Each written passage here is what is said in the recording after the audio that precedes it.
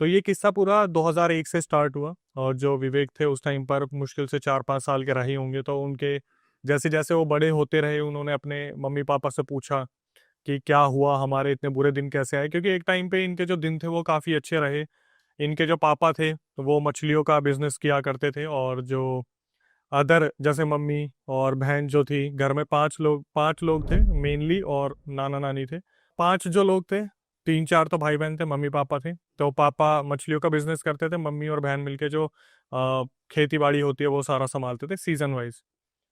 तो विवेक इस टाइम पे क्या थे, सही चल रहा था घर परिवार में सब कुछ, और जिस तरीके से एक छोटा बच्चा खेलता है खेलते रहते थे, तो क्या हुआ, इनने 2001 में 20,000 रुपये अच्छे खासे जोड़ लिए थे।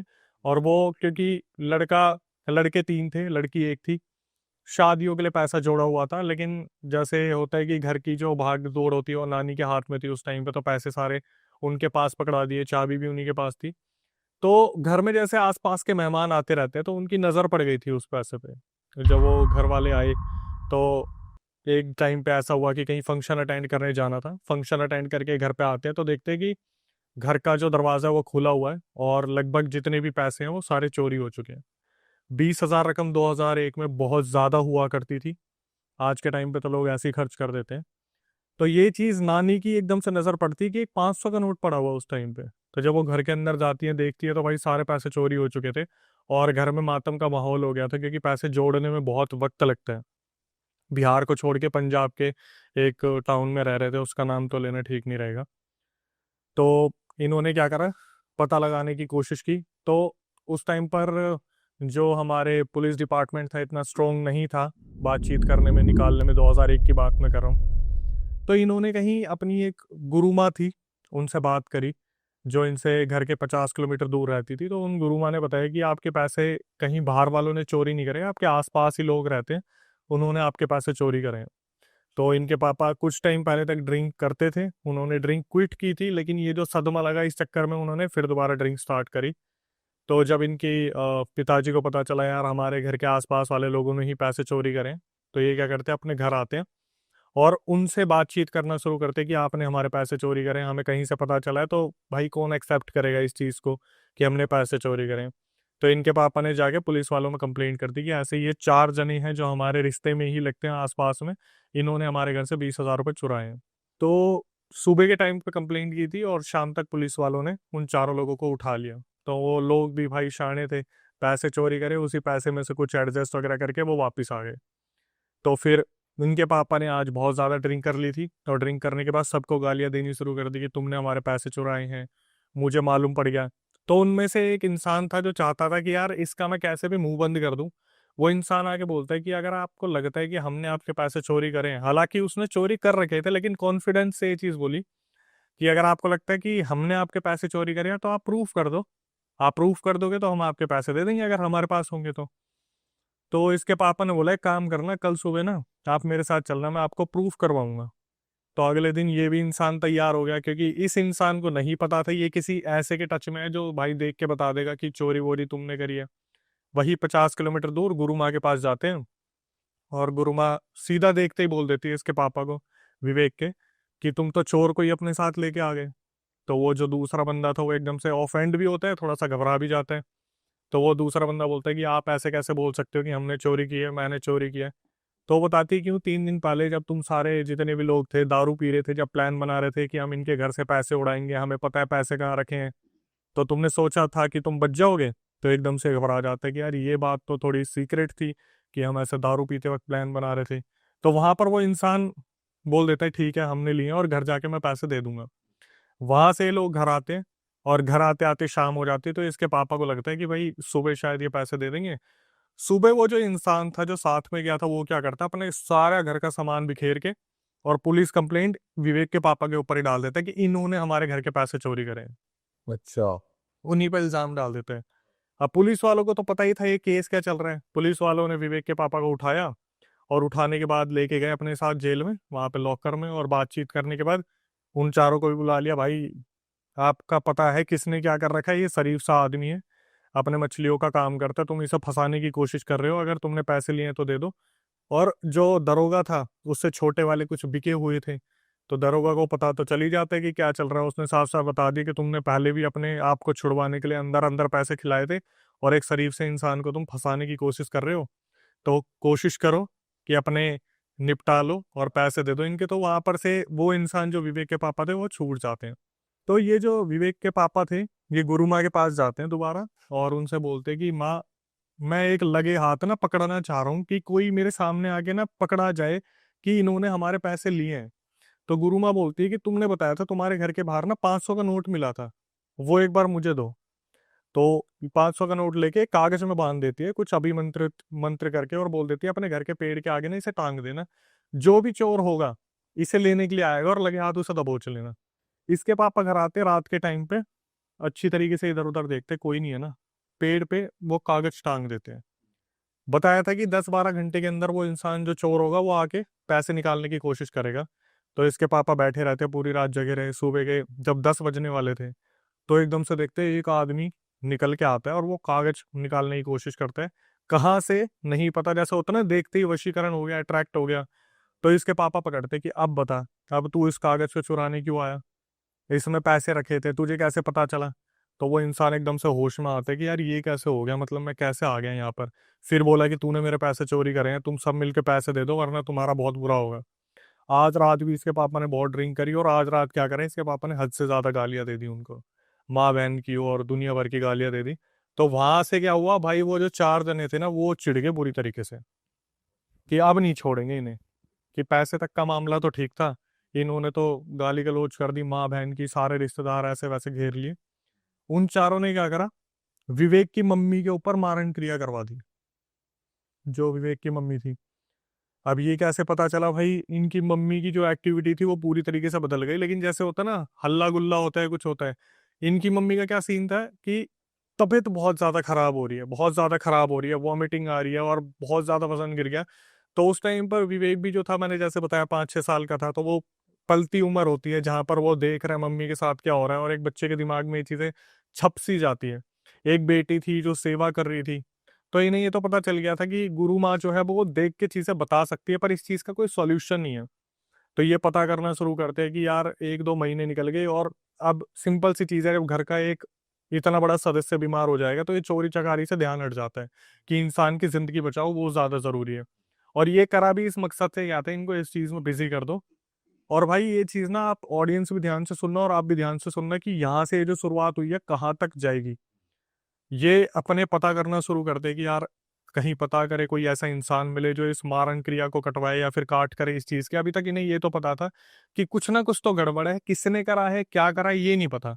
तो उनकी बस तबीयत खराब हो रही थी मेन बस चीज। तबीयत खराब। अभी आगे वो सीन भी आएगा जिस चीज का आप वेट कर रहे हो, हल्ला गुल्ला। यहाँ पर सब कुछ शांत था, नॉर्मली जैसे होता है कि वॉमिटिंग आ रही है और कुछ ना खाने के बाद भी वॉमिटिंग आ रही है, ये सारी चीजें चल रही थी, डॉक्टर्स को दिखाया गया। तो इस चीज में भी इनके बहुत ज्यादा पैसे लग गए थे, क्योंकि आम इंसान शुरू में इन सब चीजों पर भरोसा ना करके पहले डॉक्टर के पास जाता है। अब जब पता है कि आपको कोई एक ऐसा इंसान नहीं मिल रहा जो पहले ही बता दे कि आपके साथ कुछ गड़बड़ है, गुरु माँ शायद थी नहीं उनके पास, से गए नहीं, या डिस्प्यूट हो गया। क्योंकि एक चीज आपने सुनी होगी कि कोई भी इंसान ना नाम नहीं लेता कि उसने करा है। और इसको पता चल गया था विवेक के पापा को, तो विवेक के पापा उस इंसान को डायरेक्ट ले गए थे, तो वो डिस्प्यूट वाला सीन हो गया कि इस इंसान को तुम सामने लेके आ गए। धीरे धीरे ये सारी चीजें चल रही थी। तो इसके मम्मी को अलग अलग हॉस्पिटल में लेके गए, सबने हाथ खड़े कर दिए क्योंकि रिपोर्ट्स में कुछ आ नहीं रहा था। तो इन्होंने पता करना शुरू करा, तो घर से कुछ किलोमीटर दूरी पे एक इंसान बैठा हुआ था जो बताता था कि मैं सिद्धि पुरुष हूँ। जब ये वहां लेके गए ना, तब पहली बार इसकी मम्मी के अंदर की एंटिटीज बाहर निकली, और उन्होंने इस इंसान को, जो सिद्धि पुरुष इंसान था, उसको देख के हंसना शुरू कर दिया कि तू क्या कर लेगा, तू निकाल लेगा, तुझे लगता है तेरे अंदर इतनी सिद्धि है कि तू कर लेगा, सारी चीजों को निकाल देगा हमें, हमें, एक दो नहीं हमें। तो उस टाइम पर बहुत ज्यादा संख्या में थे वो जो वहां पर भूत प्रेत आ रखे थे। तो उस इंसान ने साफ देख के बता दिया कि भाई मैं हाथ खड़े करता हूँ, मेरे बस की नहीं है। वो एंटिटी देख के साफ साफ हंसने लग रही है। तो उसने बोला कि आपको ना फैजलकाबाद या फिर एक जगह है पंजाब में, वहां पर आप चलो, वहां पर मेरे गुरुजी हैं, उनसे मैं एक बार बात करता हूँ। तो उसी टाइम उसने, शिष्य ने, उस टाइम पर भाई एसटीडी पीसीओ ये वाली सर्विसेज होती थी, तो फोन करके उससे गुरुजी से बात करी कि गुरुजी ऐसे ऐसे मेरे से ऊंची शक्तियां आ रखी हैं और बहुत ज्यादा बिगड़ा केस है, 1-2 महीने हो चुके हैं और माता जी जाने की कगार पे है। तो जो किस्मत में लिखा था कि ये लोग बस करते हैं और बस पकड़ के सीधा उन गुरुजी के पास पहुंचते हैं। तो वहाँ गुरुजी के पास जब ये पहुंचते हैं तो गुरुजी बैठे हुए थे, वो देखते हैं कि अच्छा, अब ये जो गुरुजी थे ये एक्चुअली में गुरुजी थे। और जो सामने वाली एंटिटीज थी उनने पहले तो पहचाना नहीं कि ये का सामने बैठा कौन है। तो जैसे ही मम्मी आई इनके सामने भी हंसना शुरू कर दिया कि तू क्या करेगा, तू इसका गुरु है, तू निकाल देगा, तू हटा देगा, मैं तेरे को लगता है कि तू इस तरीके से हटा देगा। तो जो गुरुजी थे बस वो एक बार ऊपर से नीचे देखते हैं और बोलते हैं कि तुम गिन के 7-8 जने हो। मतलब उस फीमेल के अंदर, विवेक की मम्मी के अंदर 7-8 एंटिटीज हैं। ये दिख जाता उन्हें ये गुरुजी साफ बता देते हैं कि तुम 7-8 हो, एक बार जरा मेरे पीछे फौज देखना। तो जब दिखी फौज तो वहां पर सैकड़ों ऐसे मशान, भूत, प्रेत, चुड़ैल जो थे उन्होंने सिद्ध कर रखे थे। उन्होंने बोला कि अब अगर मैं इन सबको तुम्हारे पीछे छोड़ दूं या तुम्हारे ऊपर छोड़ दूं तो तुम्हें पता है तुम्हारा क्या होगा। तो वहां पर जो एंटिटीज थी वो थोड़ा सा घबरा जाती है। वो बोलते कि देखो गुरुजी, हमें हम अपनी मर्जी से तो आए नहीं है, हमें छोड़ा इनके बगल वाले, इनके रिश्तेदारों नहीं है। इनका इनका लड़ाई झगड़ा चल रहा था पैसों को लेके, हमें तो क्या करना होता है, हमें भोग दे के इनके ऊपर भेजे और मारने के लिए बोला है, मारण क्रिया की हुई है। तो गुरुजी साफ साफ बोलते कि एक काम करो, मैं इससे पहले तुम्हें कुछ हानि पहुंचाऊं, तुम खुद निकल जाओ। तो बोले कि हम ऐसे नहीं जाएंगे, आप एक काम करो, आप जो अपनी तरफ से कर सकते हो कर दो, हमें निकाल दो, हम जाने को तैयार है। पर आपको पता है अगर हमें कुछ बोला गया तो हमें वो तो करना ही पड़ेगा। हमें बोला हुआ है सीधा सीधा इसकी मम्मी को खत्म करना है, लेके जाना है। तो गुरुजी ने अपनी तरफ से क्या करा, एक ताबीज बना के दे दिया। अब गुरुजी ने भी थोड़ा सा हल्के में ले लिया था इन सब चीजों को। गुरुजी ने एक ताबीज बना दिया और ताबीज देके इन्हें भेज दिया कि तुम जाओ, अब तुम्हारे साथ कुछ नहीं होगा। तो जब ये बस में वापिस आ रहे थे ना, तो जो गुरुजी का शिष्य बैठा हुआ था उसकी नजर पड़ती है। वो सामने सामने देखता है इसकी मम्मी के गले से ताबीज किसी ने पकड़ा, जो अदृश्य था, और ताबीज फेंका जमीन पे, बस के अंदर ही। वो सिर्फ उसी को दिख रहा वो सिर्फ उसको दिखा क्योंकि घर वालों का ध्यान नहीं था। अब जब शिष्य बैठा था वो यही देखता है ना, गुरुजी ने ऐसा क्या दिया है, दिव्य है कुछ, हमें भी ये शिक्षा एक बारी को मिलेगी। तो वो ताबीज जैसे ही नीचे पड़ा वो बहुत ज्यादा घबरा गया, और इसकी मम्मी जो थी, जो अभी तक बस में ऐसे बैठी थी, सीधा यूं हो गई। एक बार यूं नीचे करा और फिर शिष्य की तरफ देख के बस उसको इस तरीके से घूरना शुरू करा। तो वो समझ गया कि भाई प्रभाव बहुत है इस एंटिटी का जिसने भी ये चीज करी है। ये बोलता है भाई बस से अगले स्टॉप पे उतरो और गुरुजी को फोन करना पड़ेगा कि कुछ ना कुछ फिर दोबारा दिक्कत हो रही है। ये बस से उतरता है, शिष्य जो है गुरुजी को फोन करता है कि गुरुजी ऐसे ऐसे हो गया, और ताबीज जो है सीधा उतर के नीचे गिर चुका है।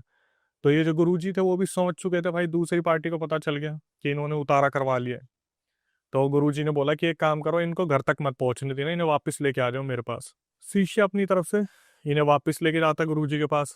और जब गुरुजी के पास लेके जाता है तो गुरुजी अब देखते हैं कि भाई अब इसके पास कम से कम 30-40 ऐसे ऐसे प्रेत आ रखे हैं जो हैं शक्तिशाली। तो गुरुजी सामने सामने बात करना शुरू करते कि तुम क्या चाहते हो। तो वो बताते कि तुमने उन्हें भेज दिया, उन्होंने उठा के हमें भेज दिया, मतलब तुमने इससे पहले वाले हटा दिए, अब हमें भेज दिया। तो गुरुजी ने बोला तुम एक काम करो, तुम मेरे साथ ही आओ ना, मैं तुम्हें भोग दूंगा, तुम्हें खिलाऊंगा पिलाऊंगा, इतने सारे बैठे हुए हैं मेरे साथ, तुम भी हम में शामिल हो जाओ। तो वो जो एंटिटीज थी वो ये तो देख रही थी भाई, जो सिद्ध गुरुजी है जो इस तरफ के हैं वो भोग देते हैं, शराब का भोग भी देते हैं, कलेजी वलेजी मीट मच्छी भी देते हैं। तो एक बारी को एंटिटीज हंस के बोलती है कि हमारा तो बहुत मन है तुम्हारे साथ आने का, लेकिन जो हमें कार्य दिया वो तो हमें करना पड़ेगा। तो गुरुजी इस टाइम पे बहुत ज्यादा गुस्सा हो जाते हैं और वहाँ महादेव का एक त्रिशूल रखा था, वो त्रिशूल जमीन पे मारते ही वो जो एंटिटीज थी वो बोलना शुरू कर दी कि हम अपनी मर्जी से नहीं आए, हमें हटा दो, हम चले रहेंगे। गुरुजी ने क्या करा, मारण क्रिया की उस टाइम पर काट करी। उधर 3-4 दिन का हवन चला, वहीं पर पूरा परिवार रहा, और नानी जो थी वो घर पे रही, बाकी सारा वहां से मारण क्रिया पूरी साफ कर दी। लेकिन गुरुजी ने एक बात बोली थी कि एक काम करना, तुम जितनी जल्दी हो सके ना थोड़े दिनों के लिए इन रिश्तेदारों से दूर हो जाओ। क्योंकि हो क्या रहा था, लोग अक्सर सामने से चल के जाते तो उनके पैर की मिट्टी उठा ली, या कपड़े सूख रहे तो सब कपड़े उठा लिए, कुछ भी ऐसी चीज डीएनए के तौर पे ले लेते थे जिससे वो क्रिया कर देते थे। अब सिंपल सी चीज है, बाबा सिद्ध एक और कॉम्पिटिटर में 4-5 बैठे हैं, तो भाई अगर 5 तांत्रिक भी वहां से कोशिश करेंगे तो एक पे तो भारी पड़ेंगे। और ये चीज भी आगे हुई। इन्होंने क्या करा, जो सबसे बड़े वाला बेटा था, विवेक तो तीसरे नंबर पे था, सबसे बड़े वाला जो बेटा था उसका नाम हम प्रदीप रख लेते हैं। तो प्रदीप का रिश्ता देखने लगे कि यार हम एक काम करते हैं, इसकी शादी करवा देते हैं। अब देख रहे हैं यहाँ से सस्पेंस कैसे बदल के आएगा। इन्होंने क्या करा, 3-4 महीने में जितनी जल्दी हो सके प्रदीप के लिए एक लड़की ढूंढनी शुरू करी, और बिहार के एक एरिया में एक लड़की मिल गई। तो इन्होंने कहा हम बिहार जाएंगे और वहीं से अपने बेटे की शादी वगैरह करवाएंगे और वहां से अपना रह के कम से कम 3-4 महीने फिर हम पंजाब वापस आएंगे, तब तक सब कुछ शांत हो जाएगा। अब जो पड़ोसी थे उनकी नजर थी कि ये साले अच्छे से रह कैसे रहे हैं, ये अभी तक मरे क्यों नहीं, इनके घर का कभी अभी तक एक भी नहीं मरा हुआ, किसके ये टच में हैं, कैसे ये बच रहे हैं, उस उनके दिमाग में ये सारी चीजें चल रही थी। ये क्या करते हैं, प्रदीप की शादी के लिए पहुंच जाते हैं सीधा बिहार। और जो सबसे मजे की चीज थी, जो पंजाब में जितने भी रिश्तेदार इनके रह रहे थे ना, उनकी भी बिहार में कहीं ना कहीं जान पहचान थी। तो इन्होंने क्या करा, फोन करके वहां बता दिया कि ये यहाँ से निकल गए, वहां आएंगे, तो अब ये तुम्हारे हाथ में है कि तुम इन्हें कैसे मारोगे। अब ये जो दुश्मनी है ये पंजाब से बिहार तक पहुंच गई। ये ट्रेन से बिहार उतरे हैं और वहां पर एक रिश्तेदार पहले से ही मौके वारदात पर मौजूद था। वो आते ही सीधा प्रदीप जो सबसे बड़ा वाला लड़का है उसके कंधे में हाथ रखता है, और भाई इतने दिनों बाद आया, कैसा है, बढ़िया, ये हुआ। तो ये सारे सामान उतार रहे थे, इनका ध्यान गया नहीं। जब तक विवेक के पापा ने देखा तब तक तो उस बंदे ने इसके जो प्रदीप भाई है उसका पान खिला दिया। अच्छा। वो पान में भाई पता नहीं क्या था क्या नहीं था। तो इसके पापा ने जैसे ही देखा वो सामने वाला तो पान खिला रहा है और वो उन्हीं का रिश्तेदार है।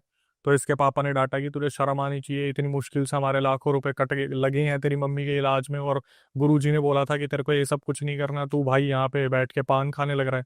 तो ये बताता है पापा इतने दिनों बाद आया था, वो दोस्त एकदम से सामने आ गया, उसने पान दे दिया, मैं कैसे मना कर देता, ये वो करके इनका ठीक है। अपने बिहार वाले घर में आते हैं, भव्य स्वागत होता है क्योंकि पहले अच्छा कारोबार था, सब कुछ बढ़िया था, जो बाकी रिलेटिव्स थे उन्होंने स्वागत किया। रात की शादी होती है बिहार में, लड़की पसंद करी थी, लड़की आई और लड़की से शादी वादी की। तो जब ये बारात लेके गए थे तो वहां पर पहले ऐसा होता था 2001 से लेके 2005 में कि शादियों में ना लड़की को बचा के रखते थे, क्योंकि कहा जाता है बिहार में ये भूत प्रेत के सीन बहुत होते थे पहले, की लड़की के ऊपर आ ही जाती थी आत्मा। जैसे शादी होती है पर्टिकुलरली उसी दिन। जिस दिन विदाई का टाइम होता है ना उस दिन ये कुछ ना कुछ ऐसा सीन होता ही है कि लड़की के ऊपर भूत प्रेत 2001 से 5 में मेंशन किया था, उस टाइम पे आप पता करना किसी से भी होता ही था कि बारात लेके जा रहे तो दुल्हन एकदम से पोजेस हो जाती थी कहीं ना कहीं पे। तो इन्होंने क्या करा, शादी वादी करी और बारात जो थी, मतलब जैसे शादी रात को निपटी, तो वहां पर ये एक रिचुअल होता है कि आप चाहो तो दिन में विदाई कर दो या फिर अगले दिन शाम को। तो परिवार वालों ने बोला भाई हम शाम को विदाई करेंगे, थोड़ा सा वक्त हमें अपनी बच्ची के साथ गुजारने। तो सुबह सारी बारात उठती है, फ्रेश व्रेश होती है, थोड़ा घूमती फिरती है। और इस टाइम पे जो प्रदीप थे ना, जिन्होंने पान खाया था, उनका दिमाग घूम गया था। वो पता नहीं कहाँ ही रहने लगे, वो जैसे बैठे हुए हैं तो बैठे हुए हैं, किसी से बात नहीं कर रहे। इन्होंने क्या करा, वक्त गुजरा और वो जो लड़की थी, शाम होते ही विदाई के लिए 2 टेम्पो मंगाए। उस टाइम पे भाई ये टेम्पो ही चलते थे, एक में लड़का लड़की और थोड़े परिवार वालों को छोड़ा, दूसरे में बाकी लोगों को छोड़ा, और इन्होंने विदा करा बिहार के प्रदीप जो लड़के थे उनके घर की तरफ।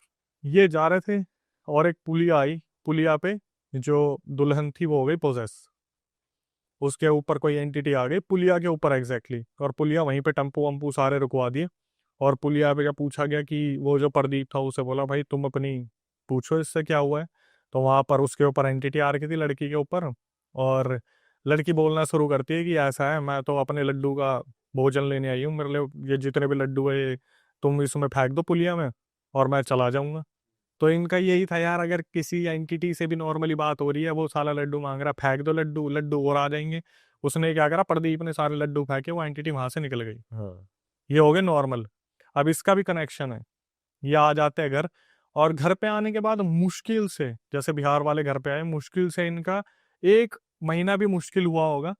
वो जो लड़की आई थी ना बहू रानी के रूप में, भाई उसने घर में कलेश करना शुरू कर दिया कि तुम्हारे घर में इतने मेंबर है, मेरे से इतना काम नहीं होता, अच्छा। मेरे से इतने बर्तन नहीं मांजे जाते, इतना खाना कौन बनाएगा, 3-3 4-4 टाइम का कोई आ रहा है कोई जा रहा है, कभी कोई रिश्तेदार आ रहा है कभी कोई रिश्तेदार जा रहा है। नई नई जब बहू आती है तो उसे देखने भी दुनिया भर के लोग आते हैं, तो कभी चाय बन रही है कभी कुछ बन रहा है, उसने इस तरीके से लड़ाई झगड़े घर में शुरू कर दिए। अब धीरे धीरे लड़ाई झगड़े होते होते उसने क्या करा, एक दिन वो खाना बना रही थी और विवेक उस टाइम पे अपनी आंखों से सारी चीजें देख रहा था कि घर में आए दिन झगड़े हो रहे हैं, जबकि नई बहू रानी आई है। विवेक उस टाइम पे मुश्किल से 6-7 साल का रहा होगा। इसने देखा एक दिन जो इसकी तो भाभी लगी, भाभी जो इसकी अपने उसमें चूल्हे में खाना बना रही थी, खाना बनाते बनाते जैसे इसने बोला होगा भाभी कि मुझे भी 2 रोटी दे दो, उसने क्या करा, जो तवा था वो फेंक के मारा एक साइड, और वो सीधा घर के बाहर भागना शुरू करती है। तो अब विवेक को ऐसा लगा कि घर में सारे तो इधर उधर और क्या, कोई है नहीं, ये अपनी भाभी के पीछे भागना शुरू करता, भाभी क्या हुआ, भाभी क्या हुआ। तो गांव के पास एक नहर थी, उसमें भाभी ने मार दी छलांग। और ये था छोटा जो विवेक था, ये हो गया बहुत ज्यादा, घबरा गया कि यार भाभी ने तो छलांग मार दी, भाभी निकले ना निकले, मैं अगर छलांग मारूंगा मैं तो गया। हालांकि हल्का फुल्का तैरना आता था, मट्टी चलने वाला पानी था। इसने देखा भाभी उस साइड से निकल गई तैर के। इसने क्या करा, ये सोचा भाई यार या पार देखा जाएगा, इसने भी छलांग मार दी। इसने छलांग क्या मारी, इसने तो ये बताया भाई मुझे तो धक्का मारा किसी ने नहर में। जैसे होता ना कि कोई एंटिटी है तो खींच लेगी, इसे मारो सबसे पहले। ये भी निकल गया पार, इसने अपने गुरुजी का नाम लेते लेते ये भी पार निकल गया। जब ये पार निकला तो उस टाइम पे इसकी भाभी ने देख के बोला बड़ी हिम्मत है तुझ में। इसने अपनी भाभी का हाथ पकड़ा कि भाभी घर चलो, वो बेहोश हो गई। एक चीज जो मैं और मेंशन करना चाहता हूँ भाई, जब ये टम्पू में आ रहे थे ना, तो सारे गांव वाले पता क्या कर रहे थे, इनके ऊपर रंग और मिट्टी फेंक रहे थे, दूल्हा दुल्हन के ऊपर। वैसा क्यों? बिहार में ये रिचुअल है। ये रिचुअल है, किस चीज का है अभी आएगा। तो इसके भैया भैया सब आए, प्रदीप वगैरह देखा यार दुल्हन को क्या हो रखा है ऐसे वैसे, तो घर पे लेके आते दुल्हन को। और दुल्हन जब घर पे आती है तो थोड़े दिनों में उसे लेके आ जाते पंजाब, कि भाई वहां पे देखेंगे क्या चल रहा है क्या नहीं चल रहा है। भाई दुल्हन एक्चुअली में पोजेस थी, वो जब पुलिया से निकली थी वो तभी पोजेस हो गई थी, और एक्चुअली में वो पोजेस तभी हो गई थी जब उसके ऊपर रंग और मिट्टी फेंकी थी। सिर्फ उसी उसी से रंग से ही, रंग गिरने से। हाँ, अभी पता चलेगा आगे क्या हुआ था। ये आगे पंजाब, और पंजाब में इनके झगड़े और भी ज्यादा बढ़ गए, और ये जब वापिस आए ना तो सारे रिश्तेदार खुश हो गए कि चलो अपने साथ कुछ नया लेके आए हैं एंटरटेनमेंट। अब ये नहीं पोजेस होगी तो वो तो पोजेस होगी। तो वो जो लड़की आई थी, जो बहू रानी आई थी भाई, वो आए दिन कुछ ना कुछ हरकत हो रही है, कुछ ना कुछ दिक्कत हो रही है घर में, लड़ाई है झगड़े बहुत ज्यादा बढ़ रहे हैं। क्या कर रही है घर में, जैसे कि? भाई खाना ना बनाना, लड़ाई करना, बार बार इनके आपस में लड़ाई होती थी, कभी ड्रिंक करके आ गया हस्बैंड तो बहुत ज्यादा झगड़े हो रहे हैं, भाई बहनों को टाइम पे खाना ना देना, वो मम्मी की तरह कर रहे हैं कि हमारे लिए तो हमारी माँ है। वो लोग बिहार में रह गए थे इसके मम्मी पापा, ये लोग पंजाब में आ गए, तो इनकी लड़ाइयाँ इतनी बढ़ गई इतनी बढ़ गई। एक दिन जो प्रदीप था उसने क्या करा, अपने पापा मम्मी को फोन करा कि एक काम करो, एक बार इसे दिखवा लो कि इसके साथ मुझे कोई दिक्कत दिख रही है, क्योंकि ये रहना नहीं चाह रही।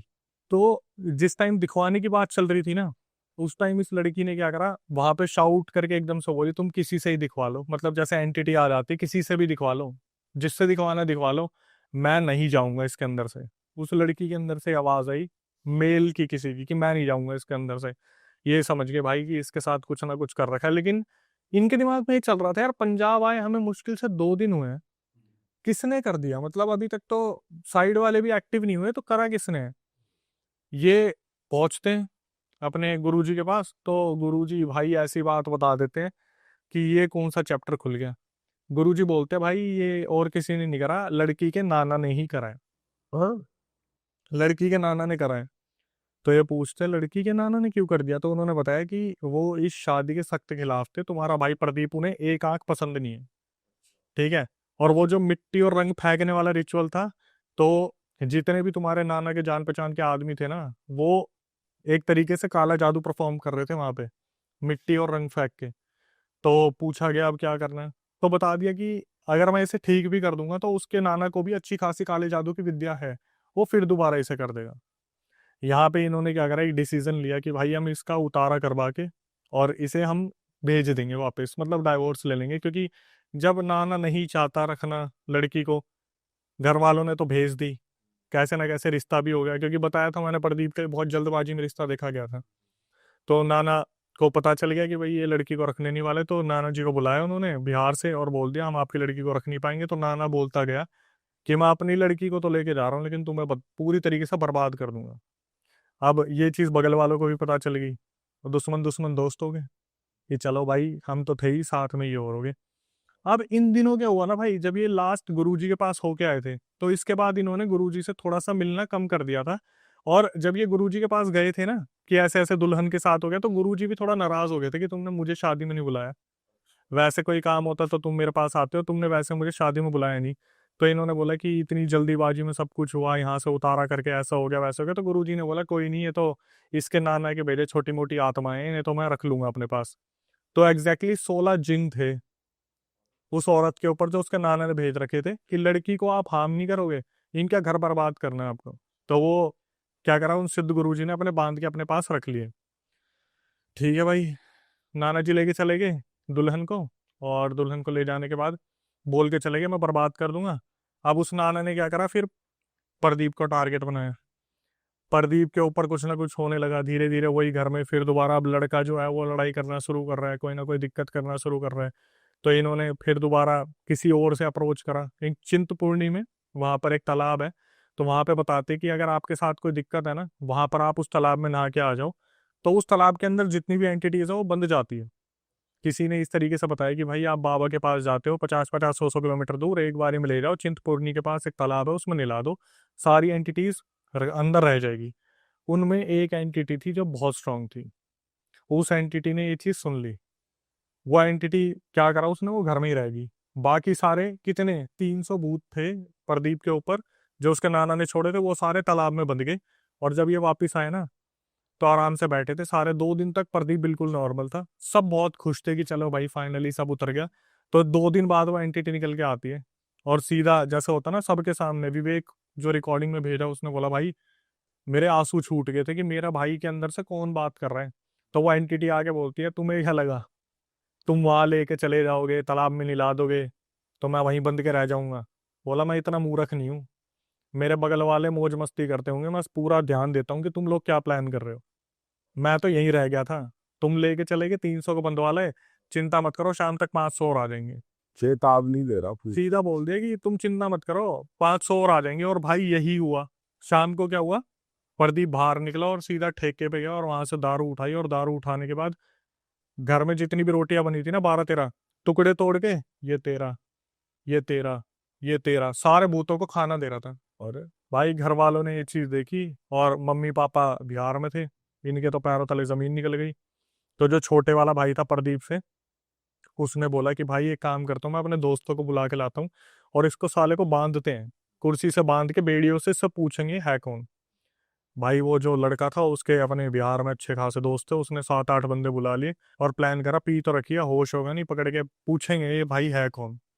तो क्या हुआ, जो प्रदीप था, प्रदीप ने अपने 7-8 दोस्तों को बुला लिया, कोई रस्सी लेके आ रहा है, कोई लोहे की बेड़ियां लेके आ रहा है, क्योंकि पता तो था इनके घर में कोई बहुत बड़ी चीज हो रही है। लेकिन ये पता नहीं चल रहा था कि हो एक्चुअली में रहा क्या है, कि कौन है क्या नहीं है। अब भाई ये जो सोच के आए थे ना, इनके ऊपर वो पलटवार हो गया। जैसे ये सोच रहे थे कि पी रखी होगी दबोच देंगे, ये उसके पास पहुंचे और प्रदीप के ऊपर एंटिटी आ गई। प्रदीप ने मारना शुरू करा, इधर उधर फेंक रहा है, 2 जने इधर, 3 जने उधर, 3 जने उधर। लेकिन फिर भी जैसा होता ना कि भाई कूद पड़ो सारे के सारे, और पकड़ के उसे बांध दिया बेड़ियों से। अब बेड़ियों से बांधने के बाद ये लोग बाहर आके डिस्कस कर रहे हैं कि कौन जाएगा अंदर पूछने के लिए, इतने में वो चल के आ गया। बेड़िया खोल खोल के 2 सेकंड के अंदर चल के आ गया कि हाँ बांध लिया। और वो होश में था प्रदीप उस टाइम पे कि भाई बांध के क्या मिला मुझे, क्या कर रहे हो तुम लोग। तो बोलते हैं भाई ऐसे ऐसा सीन है। तो वो एंटिटी आके बोलने लगती है कि अगर तुम्हें लग रहा है ना तुम ऐसे मेरे बारे में पता कर लोगे तो कभी नहीं कर पाओगे, किसी ऐसे इंसान को पकड़ो जो मुझे निकाल सके, क्योंकि इस बार तुम्हें बहुत बड़े बड़े धक्के मिलने वाले हैं। और ये इस चीज को समझ नहीं पाते कि धक्के क्या मिलने वाले हैं, मतलब ऐसा होने क्या वाला है कि भाई ये सारे के सारे सोच में पड़ जाते हैं। और ये जो हालत इन्होंने देखी ना, कि एंटिटी ने बोला कि मुझे निकालने वाला ढूंढो कोई, तुम ऐसे कुछ नहीं कर पाओगे, जितने भी दोस्त थे सारे भाग गए। कि भाई हमने बेड़ियों से बांधा था, 2 सेकंड में खुद चल के आ गया है। कि मतलब कितनी पावर हो गई इस बंदे में, इसने बेड़ियां खोली कैसे, जैसे ताबीज अपने आप टूटा। ये दूसरा सीन था कि बेड़ी अपने आप खुल गई, ये वाला सीन जो था। प्रदीप, वो विवेक जो है जो बता रहा है, उसने क्या करा, अपने मम्मी पापा को फोन कर दिया कि आप वापिस आ जाओ और भाई की हालत बहुत ज्यादा खराब है, और इसी तरीके से अगर चलता रहा तो हमारे घर में मौतों का सिलसिला शुरू हो जाएगा। अभी तक कोई मरा नहीं है लेकिन अब मरने शुरू हो जाएंगे। उधर से एक तो नाना का वो करा धरा, इधर से पड़ोसी करने लग रहे हैं सब कुछ। तो इन्होंने क्या करा, बातचीत करी। और भाई अब जो सस्पेंस खुला, ये बोले कि चलो गुरुजी से मिलने जाते हैं। ये गए गुरुजी से मिलने, इन्हें पता चला गुरुजी खत्म। उन्होंने ही कर दिया। अब ये देखते हैं कि उन्होंने करा नहीं करा, लेकिन इन्हें पता चलता है गुरुजी इस दुनिया में है नहीं। और सबसे ज्यादा बुरा पता किसे लगता है, विवेक को। क्योंकि विवेक जो लड़का था ना, वो उन गुरुजी के पास बहुत खेला। मतलब जैसे जाते हैं तो होता है ना कि गद्दी पे पैसे रखे हुए हैं तो पैसे उठा लिए, तो गुरुजी का भी बहुत लाड था कि विवेक को उन्होंने खिलाया था गोद में। तो इस टाइम पे इमोशनल हुआ कि भाई मैंने अपने नाना जी को खो दिया, या कोई बड़े थे उनको खो दिया, कि हम गए हमें मालूम ही नहीं था। तो उन्होंने क्या करा था, उनकी जो गद्दी संभाल रहा था उस टाइम पे उनका शिष्य था, और उस भाई को अभी संभालना नहीं आ रहा था कि सिद्धियां नई नई मिली है तो सबको एकदम से पावर कैसे पकड़ी जाए सिद्धियों पे। इसने क्या करा, इसने बोला कि मैं कोशिश कर सकता हूँ, लेकिन मैं कोशिश ही कर सकता हूँ, मेरे को लग नहीं रहा इन चीज़ों को संभाल पाऊंगा। तो भाई के ऊपर से जब उतारने की कोशिश करी तो भाई इसको भी झटके लगे, जो सामने बैठा बंदा था, क्योंकि गुरुजी की बात अलग थी और इसकी बात अलग थी। लेकिन उसने फिर भी क्या करा, भाई के लिए एक ताबीज दे दिया। ताबीज देने के बाद घर पे भेज दिया, और वो चीज इनको लगा दब गई, लेकिन उस ताबीज का कोई फर्क नहीं पड़ा। शाम होते ही वो फिर दोबारा ठेके पे गया, और ठेके से आके मम्मी पापा भी आ चुके थे, ठेके पे आके अपने पी पा के घर आया और सारे घर का राशन पूरे ग्राउंड में जो आंगन वगैरह था उसमें फैला दिया। लो भोग लो, जितने भी आए हो सब भोग लो। वो जो एंटिटीज आई थी, भोग लो आराम से, कोई दिक्कत नहीं है। ये वो भाई, ये घर वाले डर गए कि यार हमें लग रहा था ताबीज से दब जाएगा, लेकिन ऐसा कुछ हुआ नहीं। तो जैसी वो शाम कटी ना, कि इन्होंने गिव अप तो कर ही दिया था, एक परिवार के हाथ में कितना होगा कि इधर भी पूछ लिया, उधर भी पूछ लिया, यहाँ भी पूछ लिया, वहां भी पूछ लिया। तो अगले दिन शाम को इनकी मम्मी रोने लगी, जो विवेक की मम्मी थी, कि हमारा घर बर्बाद हो गया, हमारी बहू भी चली गई, ऐसा हो गया वैसा हो गया। तो भाई वो जो प्रदीप था ना, उसके अंदर एक्चुअली में एक एंटिटी आई, जिसने पता है क्या बोलना शुरू करा, अरे तुम क्यों घबरा रहे हो, मैं तुम्हारे साथ हूं तो। यहाँ से चला गया इसका मतलब ये थोड़ी ना दुनिया छोड़ दी। और ये कौन था, वही शुद्ध गुरु जी आ गए। उन्होंने बोला ये जितने भी करने वाले हैं ना, इनको एक एक करके खत्म कर दूंगा मैं, तुम क्यों इतना परेशान हो रही हो, कल शाम 5 बजे का वक्त का इंतजार करो तुम, और सुबह 10 बजे देखो क्या होगा। 10 बजे और 5 बजे बोल दिया। भाई बगल वालों में 10 बजे सबसे पहला इंसान जो रात को पी के सोया था, वो खटिया पे सोता ही रह गया, जो करने वाला था। शाम के 5 बजे दूसरा बंदा लुढ़क गया उनमें से। अच्छा, पड़ोसियों में हाँ, से। पड़ोसियों में से जो करने वाले थे। गुरुजी काम कर रहे हैं पूरा। गुरुजी ने बोला था 10 बजे और 5 बजे का इंतजार करो, अपने आप तुम्हें पता चल जाएगा। और 10 बजे एग्जैक्टली एक बंदा पी के सोया था खटिया पे, वो उठा ही नहीं। 5 बजे वाले की जो भाई मौत हुई, वो बंदा पता नहीं कहाँ गांव से आ रहा था, ट्रैक्टर से उतरा, और ट्रैक्टर चलते से उतरने का होता है ना, ट्रैक्टर तो भाई रुकता नहीं, खड़खड़ करते चलता रहता, उसका पैर आया नीचे और उसके छाती पाड़ता हुआ टायर चला गया आगे। दूसरे की मौत हुई ऐसे शाम को 5 बजे के बाद। अरे वाह, आपने ये वीडियो यहाँ तक देख ली भाई, तुमने हमारी मेहनत सफल कर दिया। तुम ही लोग हो असली रियल हिट। और अगर आपको बहुत मजा आ रहा है ऐसी क्लिप्स में, ऐसी वीडियोस में, तो फटाफट जाइए प्लेलिस्ट पे बिंज वॉच कीजिए और सारी वीडियोस देख डालो और मौज काटो। That is it. हम मिलेंगे नए पॉडकास्ट में, नए क्लिप में। Till then bye bye, see you, take care, do subscribe. Best of Real Talk online. Okay, bye bye.